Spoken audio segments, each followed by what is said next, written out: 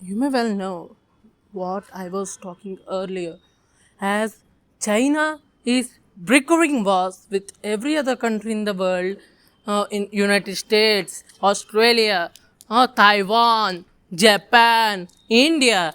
So there is one ray of hope of stopping a world war. If you don't know, you know that the United Nations, the sole purpose of the UNO or UN is to stop a global war by intervening, by peacekeeping. And they charge for that, they live for that, they function for world peace. So there is a little hope of world peace or not.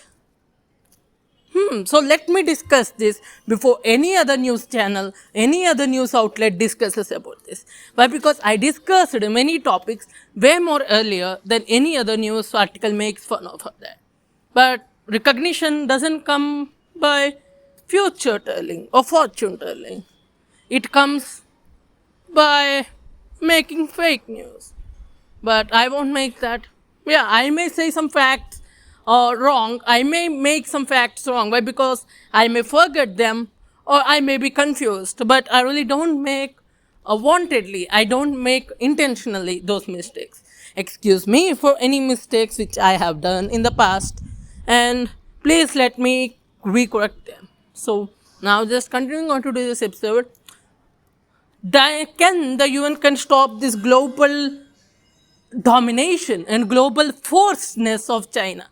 If you don't know, every country in Africa, yeah, almost every country in Africa are now in huge in depth of China. They are in depth of China.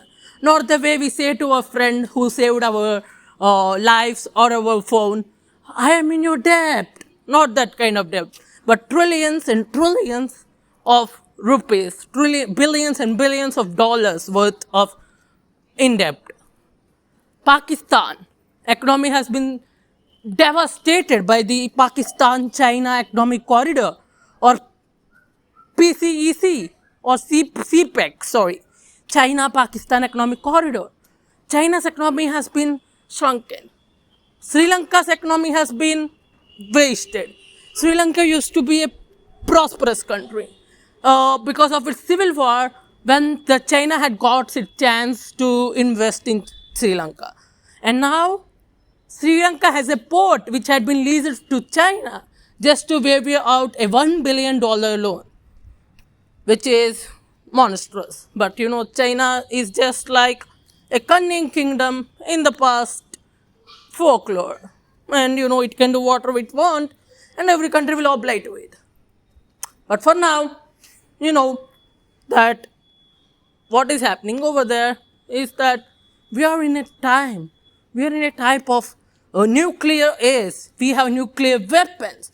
We have weapons of mass destruction which can cause havoc for Earth. And you know, as per some people, we have weapons which can damage the Earth 134 times over and over. Though the number may be wrong, but yeah, we have the thing to damage our own Earth. That means that, yes, you're right. We are in a dangerous state of not doing. And now we are in a state of danger, in chaos. But now, can the UN can stop this? As I already mentioned, UN is functioning solely for peace purposes. But now, because of independent funding of China and also China's influence on most of the member countries of the UN and in UN's inner circle at most, it can't do anything but to watch. You know, the corruption in WHO of China. If you don't know, you can watch the China Uncensored episode for corruption in the WHO. I won't be touching the topic. I think that you can listen from Chris Chapel. So now, continuing on to here, the UN, unfortunately, though the China was the poorest member of the UN at the time when it formed. Why? Because it has 4 of the world's most powerful countries, namely, you know whom. I won't be giving names. You know, right? No? Really? Oh, I'm really shocked to know. Russia, United States of America, France, Great Britain, and US. And why not to mention, sorry, US, Russia, France, Great Britain, and China. Sorry for mentioning US two times. Here, the four countries were richest countries when they were formed. But China, literally, China was not. But then in 1972, there was a resolution passed which made the now Taiwan government unlegitimate and had been removed from the, the Chinese, from the UN membership. And that was given to the Communist Party of China, or it is known in the UN, People's Republic of China. So now the monstrous thing had been started. In 1990s, when Chinese economy has been open to capitalism, many people have gone to China because of its sheer size and also the opportunities and business various it had been giving. So the people of China got work, companies got profits, and the Chinese Communist Party had got soft power. And now China is is the largest manufacturer of almost everything except for freedom. So, you know what happens when you get more power, more and more power, more power. You get ego, you get a feel of global dominance, which is not great for anyone. And you know what? China is in the same stage. And also, because of its more power,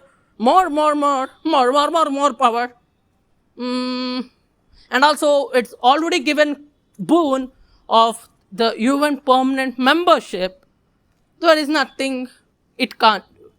It can stop resolutions, like it has stopped sanctions on North Korea a bit to more extent. Why? Because, it had stopped an peace treaty. It had stopped many things.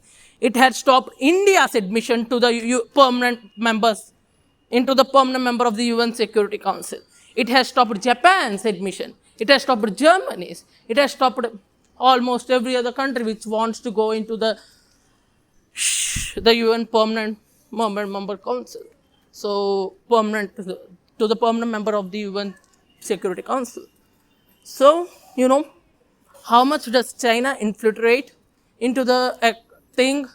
And don't forget, 2 of these 5 countries are communist nations, and the other 3 are democracies. And when it comes to democracies, the decisions will not be strong. Yeah, there are downsides of everything. In communism, everything will be great, but you won't have freedom. And you won't have much everything else. You will have sanctions, and there are some downsides of that. When it comes to capitalism or democracy, there is difference of opinion. There is much everything. So authoritarian governments, for to be exact. And 2 of these countries are communist to extent, and Russia is an authoritarian government, whereas China is also an authoritarian government, led by Xi Jinping and Vladimir Putin. You know who is who. So these countries control majority in anything else happens. These democratic countries are not as much as bound to each other resolutions as China and Russia are. So sometimes a resolution can be backed up by China, Russia, and Britain, whereas US and France oppose it. But what? Yeah, even though US and France oppose it, the majority wins. And veto power is limited. And also, there's corruption everywhere, even in the United Nations. So, do you think that it will be possible for the government or for the an international government, so-called the UN, to stop the war. In this, I won't give any conclusions. Why? Because I'm not obliged to, nor I don't want to. So you can make your own conclusions by knowing how much China is powerful. And don't forget that mutual interests come before friendship. Mutual interests come before trust in these modern days of diplomacy. I won't say anything about that. Why? Because it may arise a conflict over my own statements in the past. So for now, whatever I'm doing is not me doing, but okay, for now I'll be just leaving that to yourself, and I'm taking a break. And I'll be back tomorrow or day after tomorrow or whenever I can to continue on this matter or to start a new one. Thank you.